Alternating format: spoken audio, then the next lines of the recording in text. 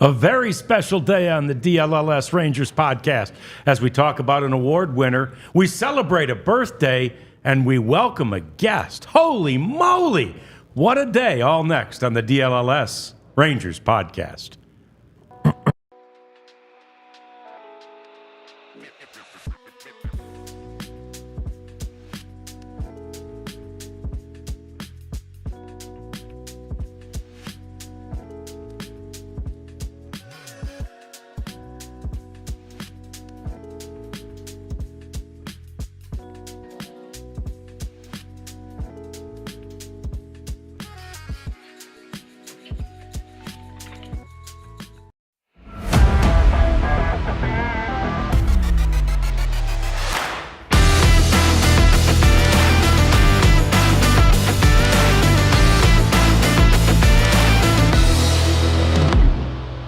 Finally, Josh Smith gets some recognition.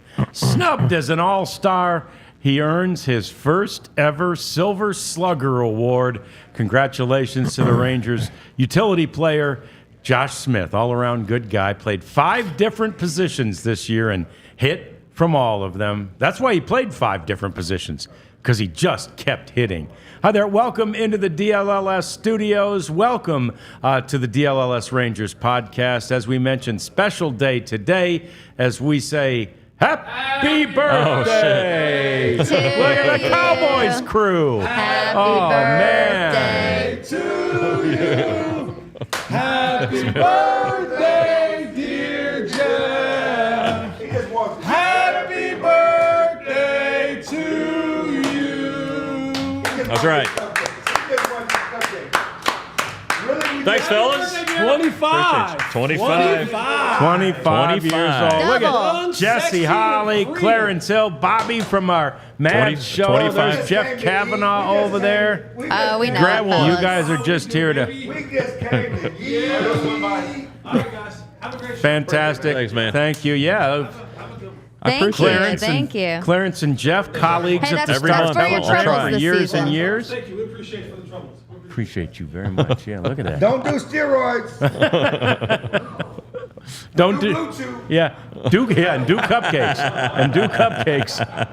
and Blue Chew. So look, happy birthday, Jeff. He's 50. Thank you. Everybody, you It don't is mind me true. saying that, do you? It is true. The big 5-0. 5-0. I told my wife no parties, mainly because I didn't want to pay for our friends to get drunk on Edmund. and so, it's just another day. This is probably the busiest day I've had of the off season so far. So funny how that works out. Yes. And then this morning, not to delay our Josh Smith talk, but I'm backing out of the driveway to take my daughter to school, and a car comes out of nowhere, so I barely miss an accident. Then I go home, and my wife's like, hey, we have some people coming to get into our backyard today. We need to pick up dog poop. So I'm picking up dog poop, which is what everybody wants to do On your their birthday, yeah. There you go. Then I hear the splash. I turn around, and our littlest dog is just hanging on hanging on to the edge of the pool. She'd fallen in somehow, so I had to kind of rescue her. I didn't have to get wet. So anyway, it's been a race to get to noon. So over the hill This is actually the most birthday. relaxing part of my day so far. Isn't that fantastic? Well, we have a special guest to wish you a happy birthday as we welcome Abby's dad, Todd Jones, to the show. Former Major League pitcher, of course, with the Detroit Tigers and several other teams. Hey, Todd, thanks for joining us today. Thank you so much for having me. And Jeff, happy birthday. I hope you have many, many more. And I hope you get to enjoy your day minus the dog poop. Well, thank you, and no singing, please. I want to test out your vocals. Yeah, No, they're not great. They're not great. Yeah. I'll be honest. Okay, good. That was enough singing from the Cowboys crew and the Mavs crew that came in here. So fantastic. So our big news today, Todd, is that Josh Smith was awarded a Silver Slugger award. So glad that they give one of those to a utility player. And let's take a look at all the Silver Sluggers, and you can see who else is out there among the American and National Leagues that won the Silver Slugger. Of course, over there in the National League, they're called Mookie Betts, a utility player. And so Mookie wins his 7th Silver Slugger award. That's pretty good. That's a lot. Well, that's kind of crazy how he slid in there, but Yeah, he played. He played He played right shortstop field and he played second, short, maybe a little and second. I guess they're going to make him an infielder again. Maybe that's to sign Anthony Santander. I don't know, but he's also a great bowler. Right. He's rolled 300 games. He competed in a professional bowlers tour event a few years ago. The guy can do it all. So Yeah. Wow. yeah. If only we were so lucky. Yeah, right. So I know you paid close attention, really, for the last few years, Todd, to the Rangers. What are your thoughts about Josh Smith just as a player?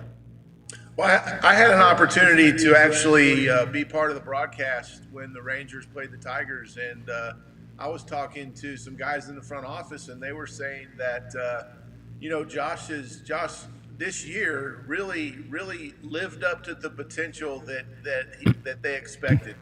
The year before, in 22, he kind of came up, and there were a little bit things that young guys might have focused on maybe a little bit differently besides playing the game. And over the off season, there were some discussions internally, and then the message was relayed to Josh that this is a pretty important year for you to make an impact and to be a significant part of the Rangers. When Josh Young went down, the opportunity presented itself, and he took full advantage of it, to his credit. And it's nice to see. It's interesting when guys get to the big leagues, they think of how it really is, and then they're shown how it really is. And sometimes those two worlds kind of have to collide together and mesh. And with Boch and CY at the helm, those worlds, those discussions are able to happen a little bit quicker. And Josh made a great adjustment. He did some things like mechanically, like swinging. He didn't get outside the zone a whole lot last year. He was able to stay in effective hitters counts, which always helps. And he was able to really take advantage of the consistent at bats that he got, that you guys have talked about. So it was nice to see for him, for sure. Dad, when you were out here to watch Rangers versus the Tigers, I think out of everybody in the lineup, Josh really stuck out to you in particular. He took his batting average from a 258 to a 185, 73 points. So can you talk about more in depth of the mechanics that stuck out to you? Because you were really, really impressed with his scouting report. Yeah, like Abby was saying, in 2023, he's hitting 185. And this year he hit 258. He had 135 hits, 13 homers, 62 RBIs. And what really I noticed instantly was his swing was a lot more compact, meaning that he was able to his top half was able to be connected to his bottom half. When he's swinging good, he's not trying. As a young player, you try to produce, you try to hit doubles and triples and home runs, and you've got to realize that in the major leagues, you're going to be more consistent if you're able to do what the pitcher will let you do. And what that means is if he's constantly pitching him away and backdoor breaking balls, and Josh is trying to pull those, he's going to be out. And he made a really, really good adjustment, allowing how he was being pitched to kind of help his approach, because of he was down in the order.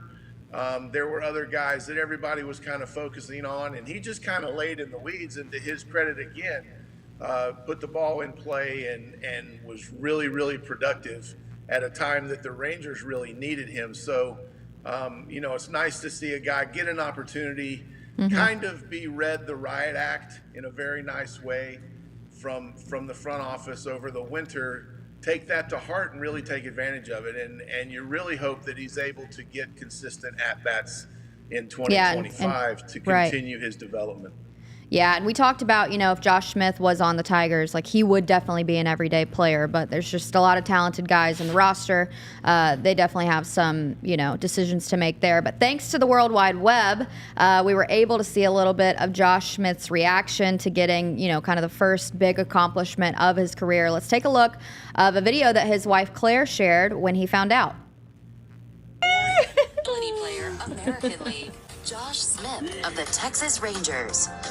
Congratulations to Josh Smith. He wins his first career Silver Slugger award as a utility player after setting career highs across the board during his first season as a full-time starter. Smith spent time at shortstop, third base, second base, left field, and right field during the 2024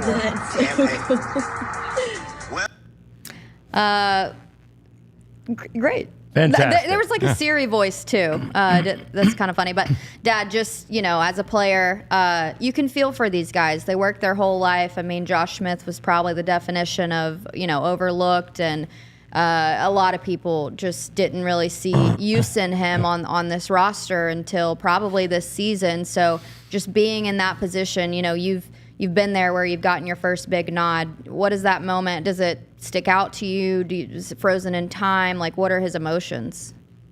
No, I think that, everybody's different. And I don't think Josh was overlooked. I just think that he's on such an interesting team roster-wise to have really no movement on the entire infield. They have really got substantial players.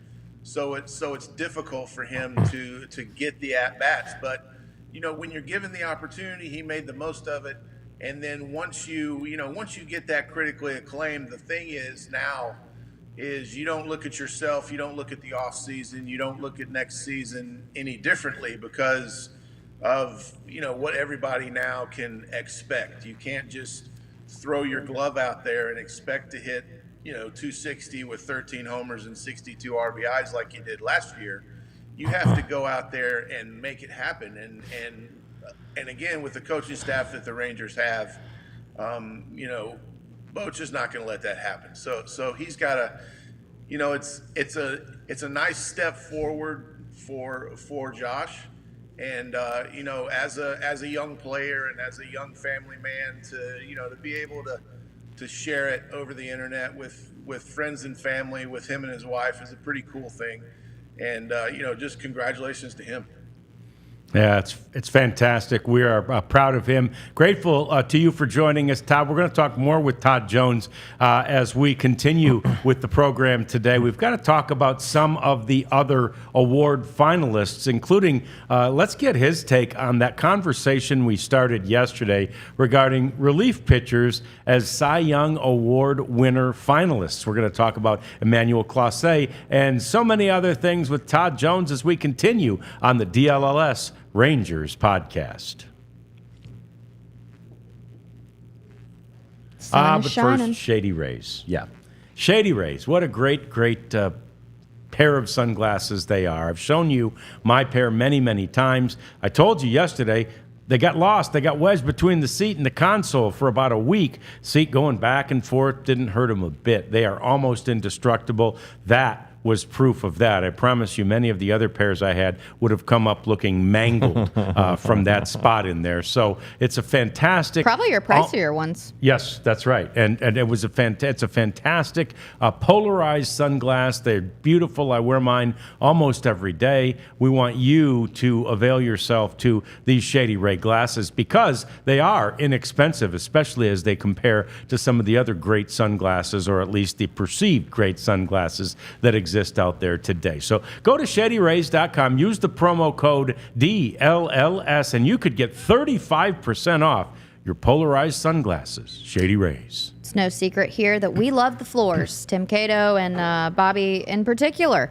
But no, Empire today is the one-stop shop for flooring. They've been around as long, maybe longer than I've been alive. They specialize in this, so it's not like you're going to go to a guy that's trying to sell you some windows and then refrigerators in the meantime.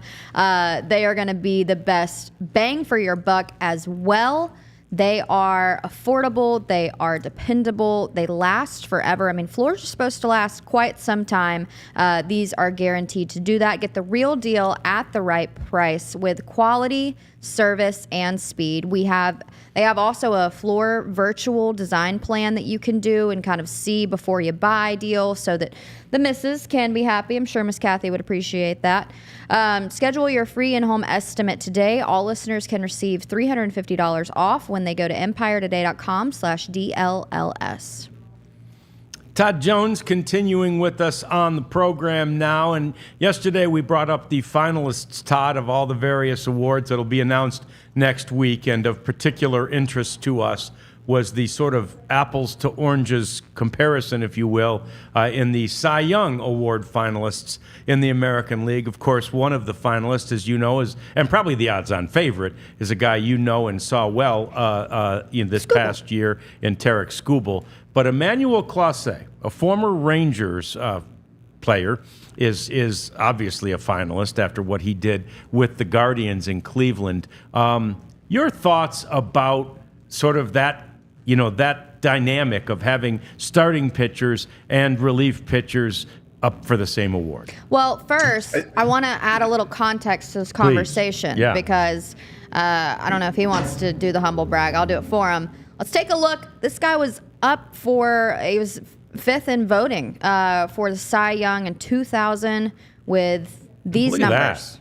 Solid strikeout to innings pitched almost ratio. a strikeout per inning, almost a strikeout per game. So fifth in that conversation. So you have a little bit of what it's like. Well, Abby, that's that's apples and oranges when you're talking about the year that Emmanuel Clase had. You and Clase? I'm trying to be your favorite kid. My year that I was in that I finished fifth in the Cy Young, I won Rolaids, and that's the award for the top reliever in the league. In my humble opinion, I'm not really sure that relievers belong in the Cy Young discussion, and I'll tell you why. When Dennis Eckersley won Cy Young, he won MVP as well.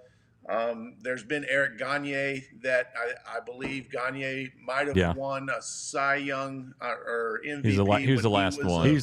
Last Cy Young.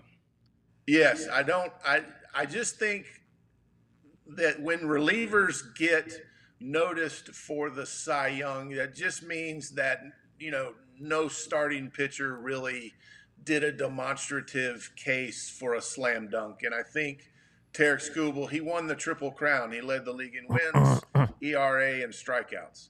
And so he's going to win the Cy Young. And if Emmanuel Clase does not win the Cy Young this year, there won't ever be another reliever that'll ever have a chance to do it, because he was better than Mariano Rivera, and he was unhittable. For me, the Cy Young is the most important or the most valuable pitcher, and I just don't know, even being a reliever, I just don't know that a guy that comes in for 1+ innings, these days 1 inning, my era 1 inning, I don't know if those guys can actually impact an entire race of a playoff or they can certainly contribute in a championship team. But I just think that the starting pitchers for that particular year, and there has been cases where there was no clear guy that really took the bull by the horns and like owned it and named it. So those are the years that they were in consideration. But this year is all about Tarek Skubal, and even Seth Lugo was 16-9. Mm-hmm. And you see guys. I mean, Chris Sale's probably going to win the AL Cy or the NL Cy Young, and he won 15 or 16 games, I think. So it's not really about the hardcore numbers, but in Tarek's case, he's got all three, and he's going to win the Cy Young. So, that's my 2 cents on a reliever winning the Cy Young. I just don't think it happens too many times. Do you have any thoughts on Manager of the Year? Yeah, and again, I sound like such a homer because I was baffled my last broadcast game was August the 27th, and the Tigers were 8 out and they were 5 under, and they were dead in the water. And they ended up winning 31 of their last 44. And all the credit goes to the opener, and then the bulk guy, and then your relievers. And you know, AJ was masterful at that. You know, I know you can't really sustain that over the course of a year. But you know what he did to even get them in the playoffs should certainly get him noticed. I think Matt Quintero, the Royals manager, takes some consideration because they were very good from the start, along with Stephen Vogt. So, you know, it's a tough race. It'll be interesting to see how that goes. You know, AJ, I feel like, could use it more. You know what I mean? He took it on the chin in 2017, a self-inflicted wound that will certainly cost him in Cooperstown if there's ever a discussion for that.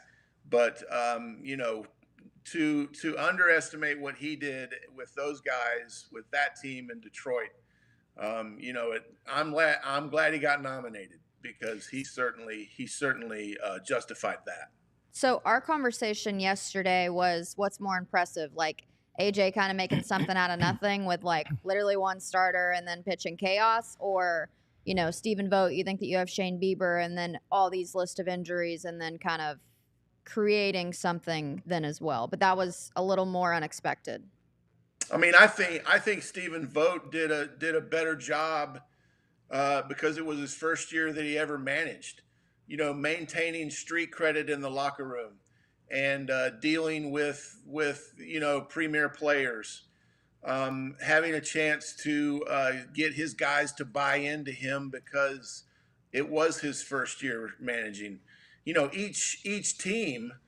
I mean, what Bochy did in Texas every year, what these guys do every year is so specific to their team's path that it's really amazing that these guys are able to, you know, just fight through a season because, you know, nothing's easy, and you have to adjust every single day. And even Aaron Boone, I mean, my gosh, when you're expected to win and you probably got the 3 most impressive hitters back to back in the last 20 years, you know, even he did a good job. So, you know, it's really tough to kind of specify and who was better, but Stephen Vogt did a pretty awesome job with the Guardians, considering he was a catcher last year.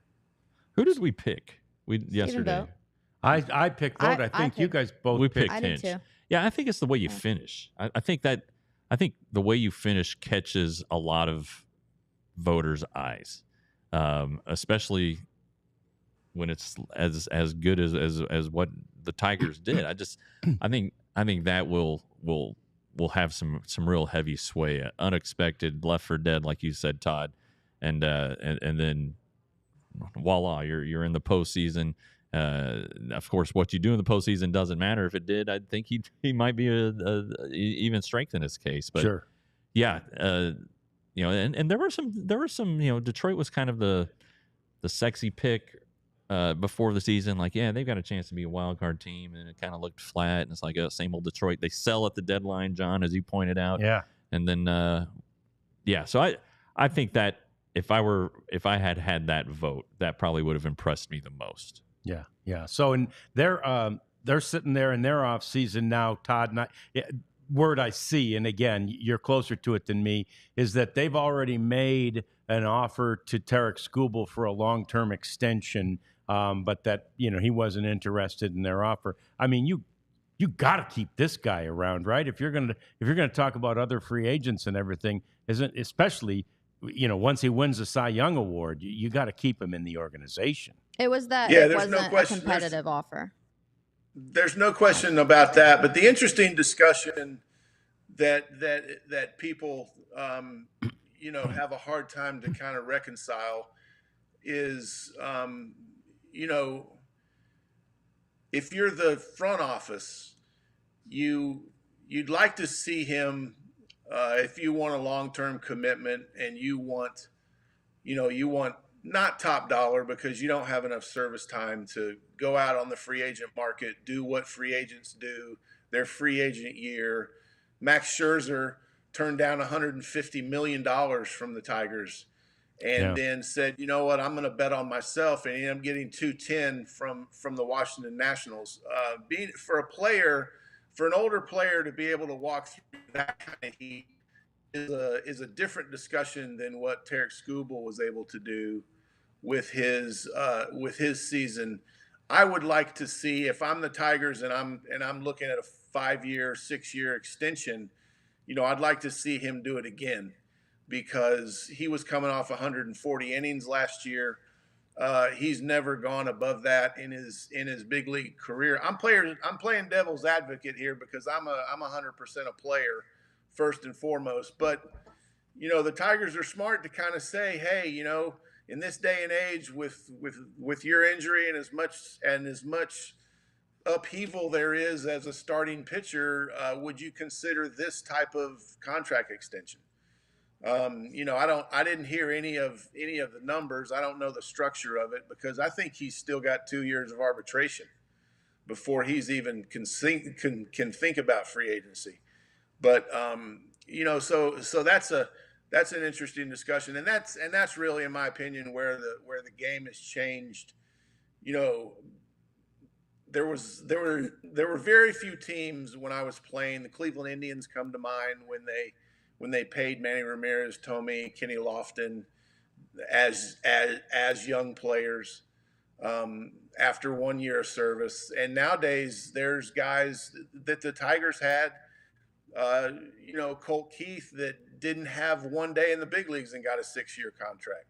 Mm-hmm. The guy in Tampa that's under all the scrutiny now for the off the field things got the 10-year deal after 1 year or 2 years in the major leagues. So it's interesting. And again, everybody is kind of specific to their particular path. But, Tarek had a great year. But if I'm the Tigers and I own the Tigers and you want my money, I want to see you do it again. Yeah. And then we can definitely have that discussion because you're under control. For the Tigers, he's under control for the next 2 or 3 seasons at least. So, they don't have to do anything. Yeah. And a lot of, free agents out on the market, is there anybody that you could see being sneaky good with the Tigers, or if you have a hot take for the Rangers?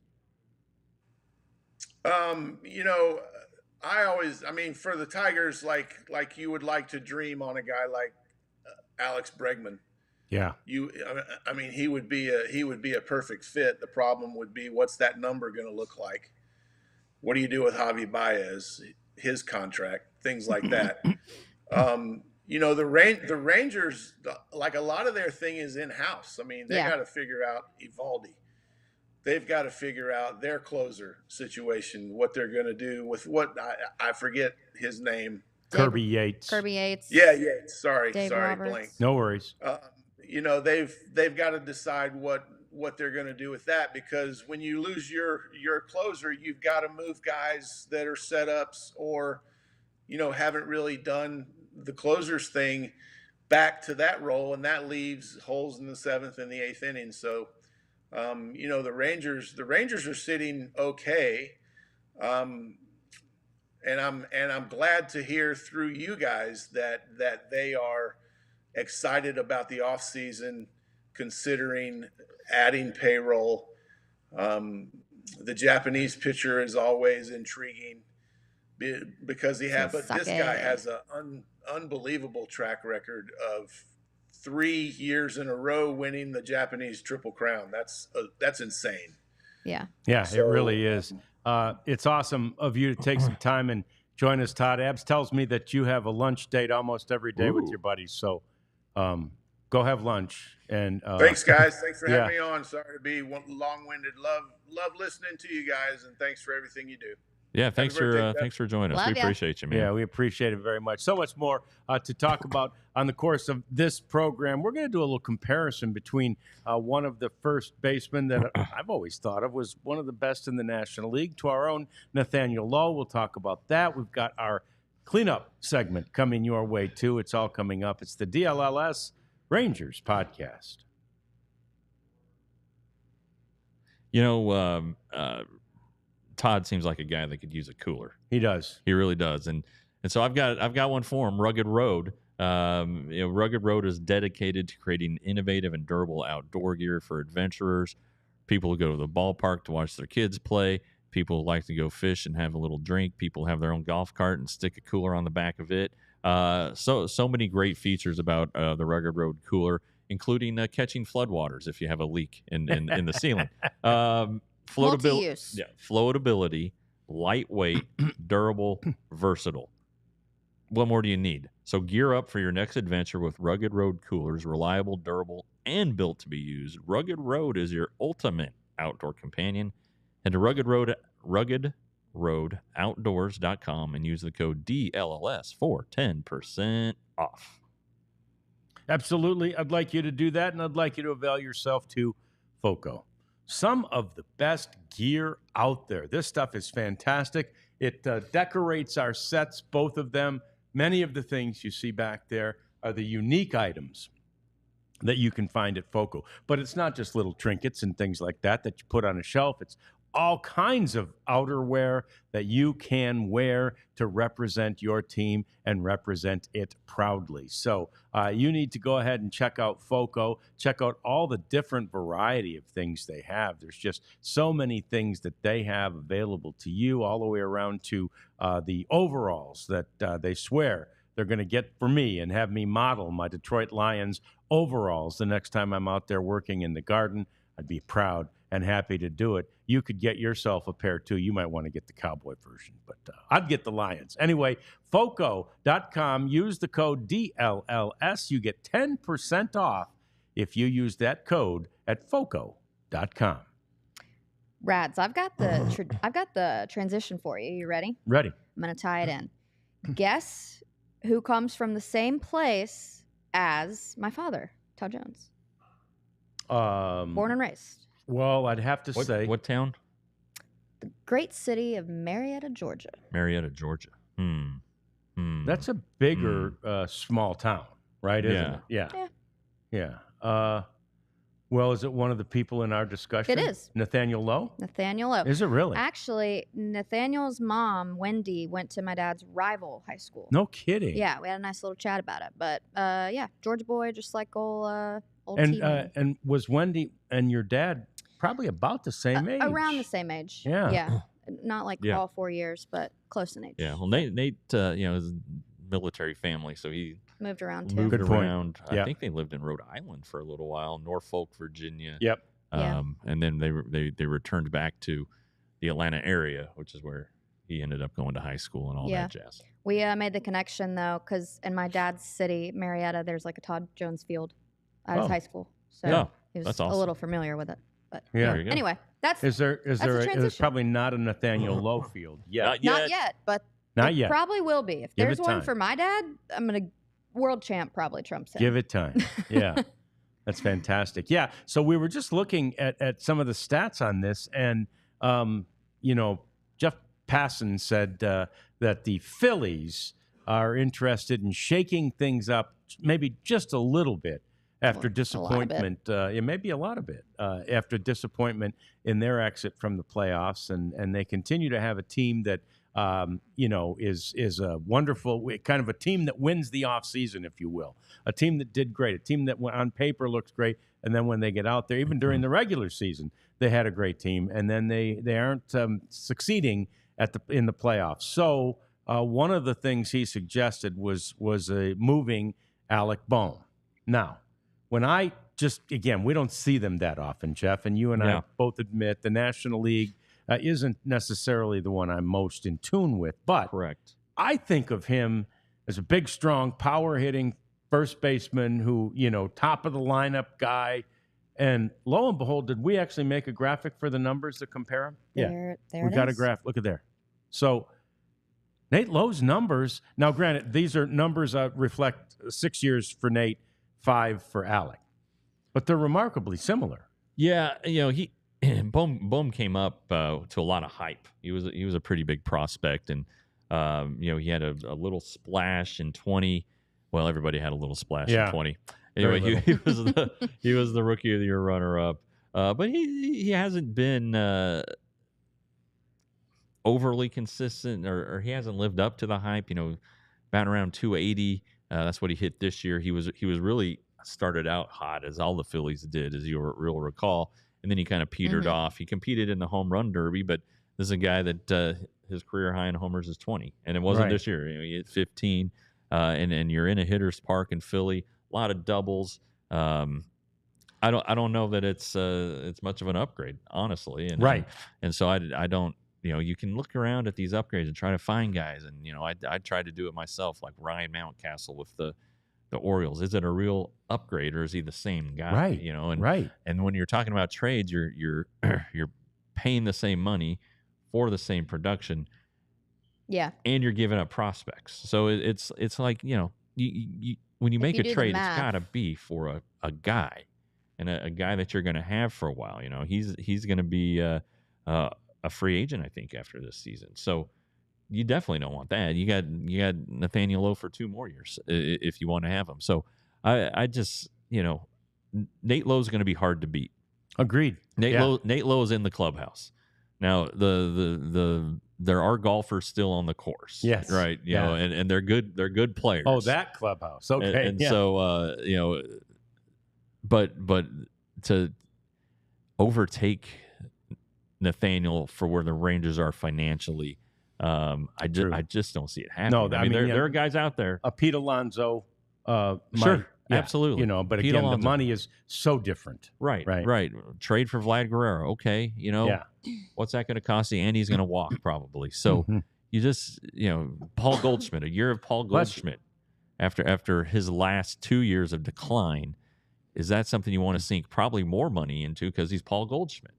So it's just going to be hard So I would wait. You're not in bad hands at first base with Nathaniel Lowe. You could be better. You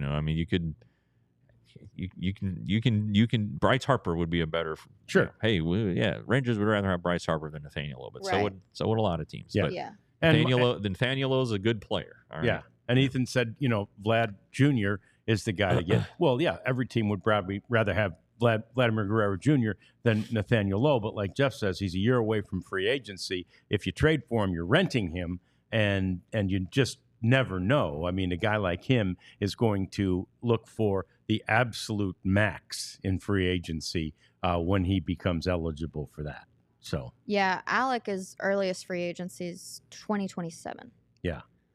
They'd have him under control for a long time. But like Jeff said, okay, fine, but he's not necessarily an upgrade. Might even be a downgrade. Right. But isn't it? And I think it is kind of a downgrade. Isn't it interesting though? Like the perception that people put on these players. Is it right? Is it because he's with the Phillies and it's always in prime time and always in the postseason? Like, I think similar with the Wyatt Langford. Like, if they were on different teams, would their body of work be looked at differently?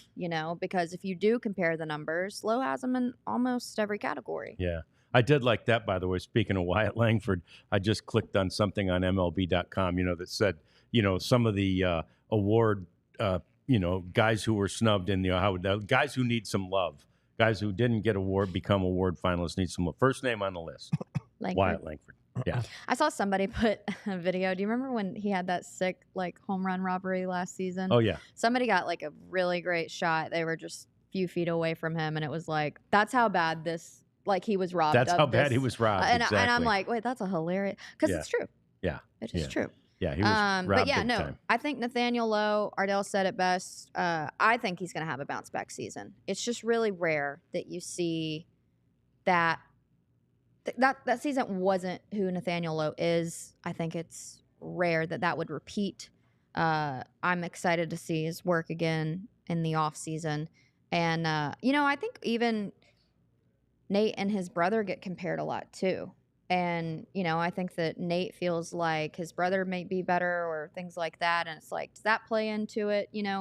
When you really kind of can compare, well, they're the same kind of guy. Like Nathaniel Lowe's a good player, a good hitter. Well, and it goes back a little bit to what your dad was saying, right? When he was talking about Josh Smith, and that is to put in the work, right? And to accept the coaching. And I know Nathaniel Lowe to be a guy who will do both of those things. Yeah. He'll work and he'll accept coaching. And all you need to do is look at his ability or improvement, for lack of a better word, in defense, right? Mm-hmm. Yeah. From the beginning of his time with the Rangers, when, again, I sat there with a couple of different infielders and a pitcher, Mike Bassick, who were just like, this guy can't play first base.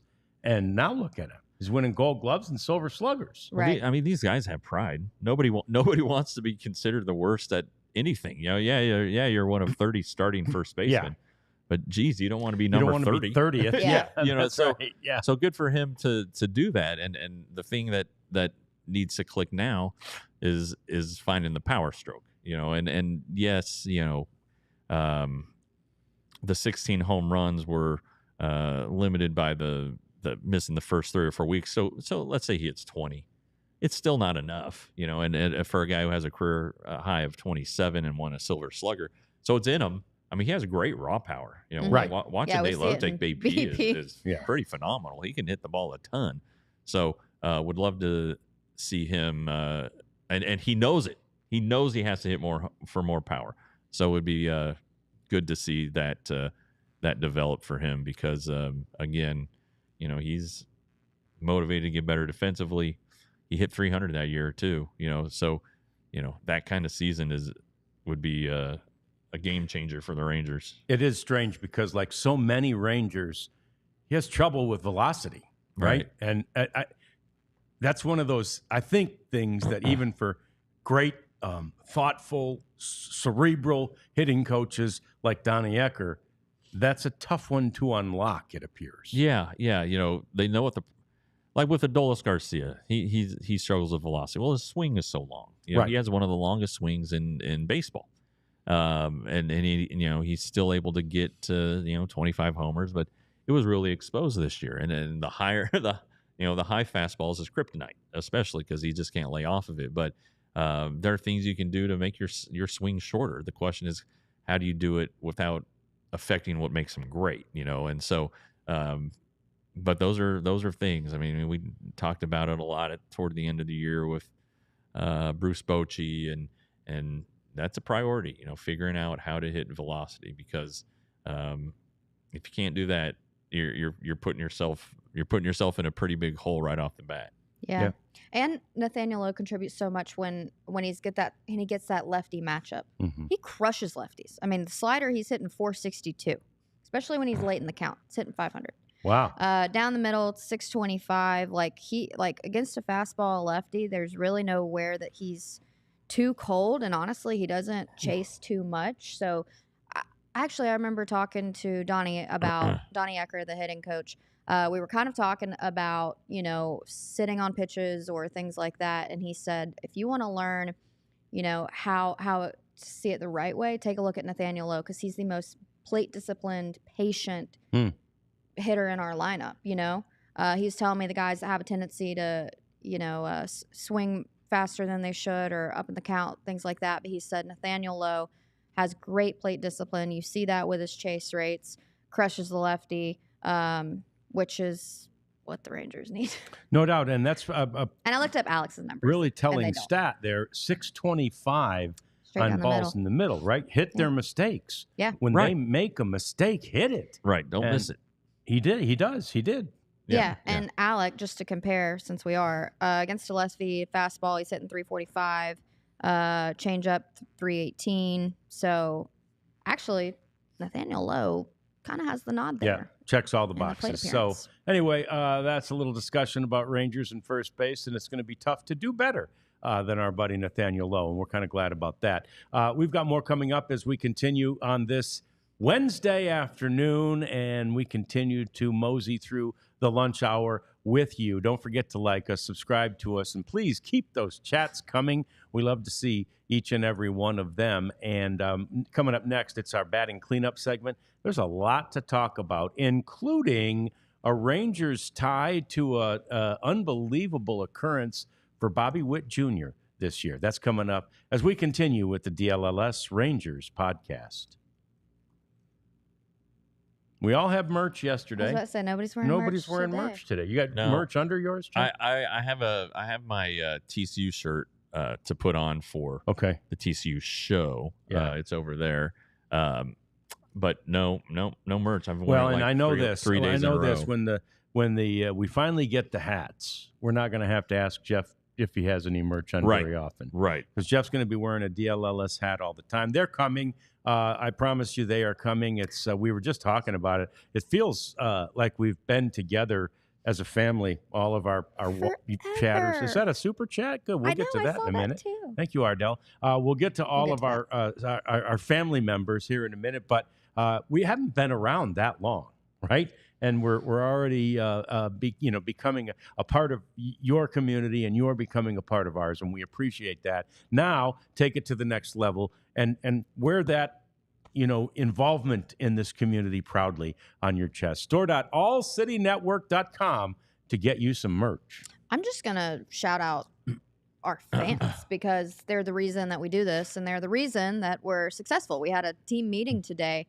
We're almost at 1 million streams since we started. Yeah. Can you all believe that? That's big. That's a big number. I mean, it's a lot of zeros. We're not far off. So tell your friends, tell your friends' friends, join us for the shows. We just want to bring a different experience to you.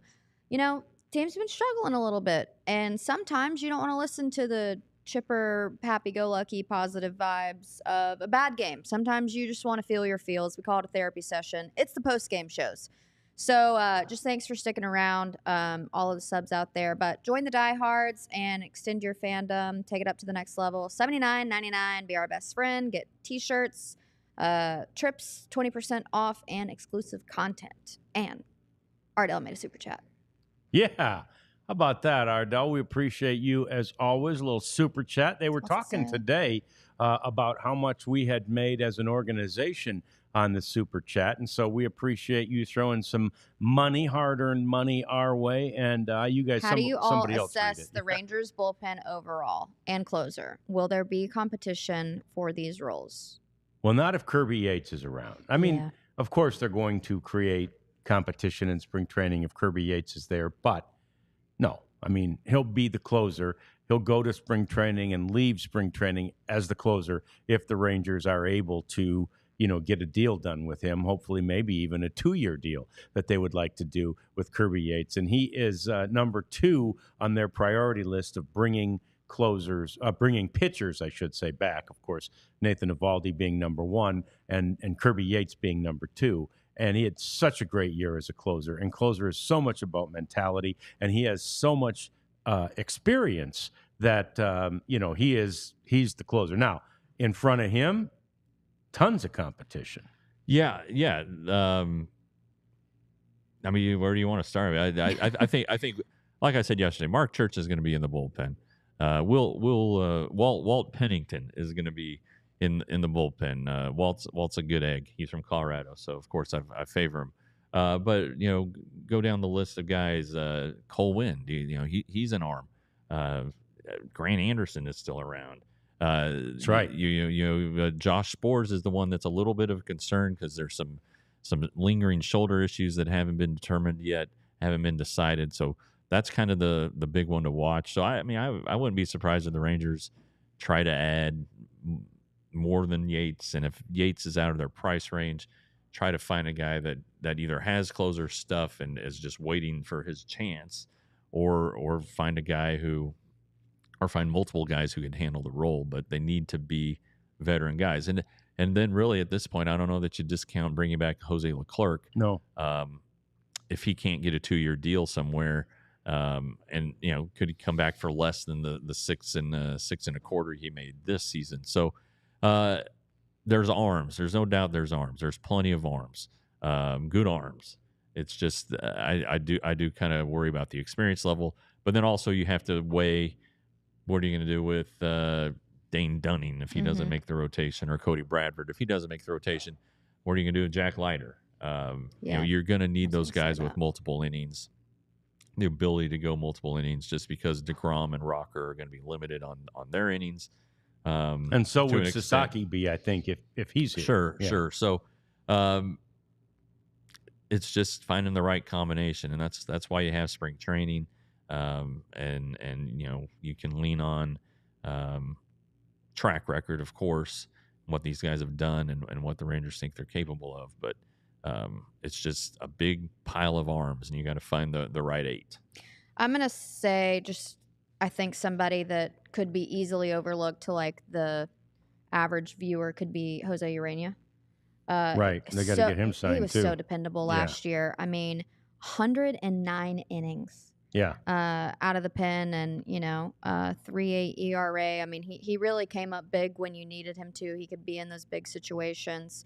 I do see Jack Leiter coming out of the pen for this season, depending on how like signings and free agents and all those things work out. But I just don't think that we saw what we needed to see consistently out of Jack Leiter for a start. So that's my hot take, and I think Urena is like my big, obviously Kirby Yates, of course, but it's like, hey, there was a guy before that guy getting to that point, you know, and again, the year before there were about 3 or 4 guys getting to that point. Oh, I see what you're saying, within each game. Yeah. I see what you're saying. Yeah. I think Urena was a pivotal piece. Absolutely. So no question. It'd be awesome to have that, that situation at which I know, the Cleveland Guardians had, several teams had, where you got a 7th, 8th, and 9th inning guy. Yeah. Right? You know who's coming in the 7th. If you have a lead, you know who's coming in the 8th, and you know who's coming in the 9th. That's wonderful. But anyway, there will be plenty of competition in that bullpen. And if, like Jeff said, if they do bring in a bunch of guys who have experience, it'll be all competition. You got to figure out which one it is. Well, speaking but if it's Kirby Yates, he's going to be, it's rare that this happens to him. But like a starter, he's going to be anointed, if you will, the closer. No doubt. Officially announced. The Texas Rangers have signed free agent right-hand pitcher Luis Carvalho. Yeah, I saw that MLB sent out that they've I look. Rangers breaking news. Yeah, I heard former Marlins manager Skip Schumann. Is that? I guess that just becomes official now. It's official. Yeah. This is it's not something I'm being critical of, I guess, but the Rangers preferred modus operandi with official announcements, even if they're look kind of silly announcing them like the worst kept secret a week after the news has broken and been confirmed. And this might be something that Chris Young picked up while working for MLB, trying to run a tight ship and keep these announcements, under wraps, or, I don't know, maybe the lawyers were off over the weekend, or whatever the deal was, maybe Meister couldn't give the Carvalho the physical until today. Whatever the case is, it just seems like they're a little anal about announcing it, and it does kind of drive you crazy as a reporter, but you also understand that that's just the way they do it. So anyway, it's the way it is. Can't change that one. Can't change City Hall, as they say. So let's talk about the only 2 shortstops. I was going to say we have a little tie-in. We got to do this. So the only 2. Have you looked at the rundown, Jeff, to see this? I have not. Okay, good. Well, you're going to like this. Yeah. Okay. So the only 2 shortstops to have won.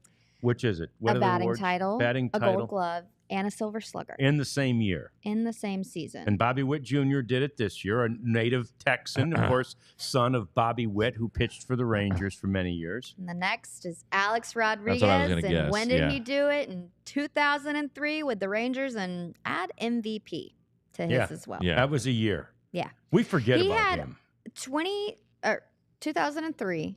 He was an All-Star, an MVP, Gold Glove, and Silver Slugger. Yeah, we start when we start going down the list of the the best ever here, the best ever there. That thing we exercise we did a little while ago. Like you forget 3 years. There were 3 years of Alex Rodriguez in this organization. Three fabulous years. Really for him. Yeah, fabulous for him. Yeah. Yeah, None of them were he that won, great He for won the 2 team. MVPs, I believe. Yeah. And and then later comes out, I was doing Right. the junk with Right. the Rangers and all that, so that casts a pall on it all. And then then the Rangers just kind of quickly changed directions. They were ahead of their time. I mean, that deal was so big. Yeah. And really, I they got a agree. lot of value out of it when you kind of look back at it. But he's more of a footnote. 3 years. Yeah. This. Do a lot of people remember the Rangers years? Like, oh, he was with the Mariners, and then No, the Yankees. and then the Yankees, and then what did he do in between? And Yeah. Oh, really? Okay. Yeah. Actually, it was 1 with the Rangers and then 2 with the Yankees. Oh, okay. My 3 fault. total. All right. Oh, okay. On the MVPs. Yeah. Gotcha. Okay. So another cool thing that we wanted to show you is this shirt. Can you still? I kind of want one. I know you found this, Abs. Can I still buy one? I would buy this shirt. I don't know, but This is the Dodgers championship shirt, and it's all those are Rangers signatures from last year. All See, I have to Austin say, Hedges down there in the lower left. Aroldis Josh Chapman Young up there. Where's has, Aroldis? Oh, there he like, is. Yeah. up top. font handwriting. Yeah, it's beautiful. He's such a big, massive guy. I would not expect his handwriting to be so pretty. Yeah, I see Josh Young there. I can read Austin Hedges. So many of the signatures. Now, my signature, like on checks and so forth, is equally as illegible. So I have. Yeah, Corey Seager was right above Josh Young. What about We him? got to have an athlete Corey signature. Seager's Well, it was autograph right was right above him. above Gotcha. it. Yeah. You got to have an athlete signature. Well, you have. I mean, those guys have to practice theirs, right? You For do. autographs. You do. Yeah, and Tom Grieve, our buddy Tom Grieve, always said he would practice doing his autograph such that everybody who got it and read it could read it. Right? He didn't feel like it was right to give somebody an autograph if they were then like, "Who was this again?" So he wrote out Tom Grieve. You could read it. Yeah. Love that. Yeah. Aroldis Chapman got that memo. Yeah, he got his- that memo. So did Austin Hedges, and so did Josh Young. And That does shock me for Hedgie as well, yeah. because he just seems like a insane. Yeah, Human I being. know. Yeah, it doesn't seem like It's he like had the He patience. doesn't seem like a color in the lines kind right. of guy. That's exactly You know? right. That's exactly right. But fun little baseball trivia for you guys, taking it back. Did you know Mark McGwire got his first hit off of Tommy John? And Tommy John's Which surprises me, by the way. This is kinda- pretty good. Yeah, Tommy John's dentist was Mark McGwire's dad. that's fantastic. Baseball's a small world. Yeah, I saw that. That's pretty funny. And the winter meetings are coming up, and they have the one of the veterans committees broken down by eras, and Tommy John is one of the finalists to be considered. And Keith Meister, who performs Tommy John surgery hundreds of times a year, Yeah, is convinced that Tommy John needs to be in the Hall of Fame. absolutely. He was a good pitcher. First of all, he was a good pitcher. He's not just some guy who's They named a elbow surgery fell apart. after. Yeah. He was a good pitcher on good teams. But what he's done to extend the careers of other pitchers, it's really important that to Keith that Tommy John be in there, and it makes a lot of sense. To be perfectly honest, it makes sense. That's a pretty good ballot too. Dave Parker was one that always intrigues me. He's up for it. Keith Hernandez, I believe, is up for it. Keith Hernandez was a hell of a player. So we'll see that'll be announced I believe the Monday of the winter meetings, but pretty interesting. Yeah, it's something to look forward to, and this is a discussion for another day. Abs and I were talking before you came back, Jeff, about when they get to veteran age status, veteran committee age status, will the guys who are being held out now be more attractive? The McGuires, the Sosas, Yeah. the Roger Into the Hall Clemens of of the Fame. world, Will certain things maybe Alex be Rodriguez. overlooked? It'll be interesting to see. We got to get to 2 more things, though, Abs. We got to get to your Soto saga, please. Oh, Soto. Just a tiny one, but the Soto saga continues. His buddy Jazz put on his Instagram story just a photo from the postseason, but has an emoji that says soon. Soon. Like, soon we'll be teammates still. I mean, like, you were just saying. teammates, so. I'm just but saying. soon they'll be teammates still. Soon they will be teammates. Okay, good. And then Tony. Oh, Tony Tuesday. I thought we were going to Dontrell. Oh yeah, we could do that too. Dontrell. I gotta find Tony Tuesday. Okay, Dontrell. We got. Oh, I can't read the small print, to be Oh, honest. look at, is this Ben put Tony Tuesday up for us? Count your blessings today. We think we have needs, but we have much more than our needs. We are blessed beyond measure. Thank God for all you have today. Hashtag win your day. Hashtag Tony Tuesdays. And that did actually come out Tuesday. I saw it last night too. Late Tuesday. Yeah, I guess it's the St. time Lucia difference has a in time St. difference. Lucia. Yeah, so it's that big time difference to St. Lucia. But that said, Tony got it I don't out know if it's in the on Tuesday. Bermuda Tony Triangle. Tuesday. Huh? Yeah. I'm putting it in the That's Bermuda right. Triangle in my. That's exactly right. All right, here's a good one. Chicago White Sox. They made history this year for all the wrong reasons. All the wrong reasons. Goodness. Yeah. Their on base percentage as a team was 278. 278. That's not very good. That's awful. Guess who? Guess what former pitcher has a better MLB career on base percentage than the Chicago and White Sox this is not a in pitcher who had a small 2000 sample size. in 24. And again, he played in the late 90s, early 2000s. From 2003 to Woody 2011. No, not Woody Williams. No. I'm trying to think of all the good hitting pitchers back then. I didn't think of him as a good hitting I was about to pitcher say, even. yeah. But he I don't know. numbers say he was. Dontrell Willis. Oh yeah, Dontrell. Yeah, he's a great athlete. Yes. Well, Yeah. apparently better than the whole Chicago White Sox And 2024. he had 8 seasons of hitting, right? Yep. When he was in the National League in his long career. So, it's not a small sample size. So, anyway, that's it. We hope you had fun today. We know we did. Happy birthday to Jeff. Thank you. We appreciate you. Come on up Big here and get a 50. cupcake. Would you I will. please? We That's got gonna plenty be of lunch. cupcakes. Yeah. And we'll offer some to the Stars Show. They're coming up here in a few minutes. Make sure you hang out with all of the DLLS sports shows all day. You saw the Cowboys show leaving. Lud's just walked in. He's a part of that Stars Show. Mavs coming up later today, too. It's really fun around And here.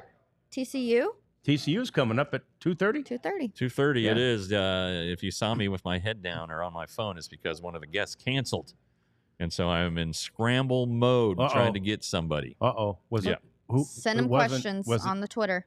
Was it your big guest? No, but a big guest. Okay. Not the big guest. Good. Yeah, so I'm typing out text messages and emails and There you go. reaching into my Rolodex to see what the hell we've got. Be So, or not. Yeah. Jeff always birthday. comes through. Yeah, happy birthday. Yeah. As Your do birthday continues on trend. all of us at DLLS. So that's going to do it for another edition of the DLLS Rangers podcast. We appreciate you as always. We see you again tomorrow and Friday, right here, same time, same channel at noon. We all silly like the mayor.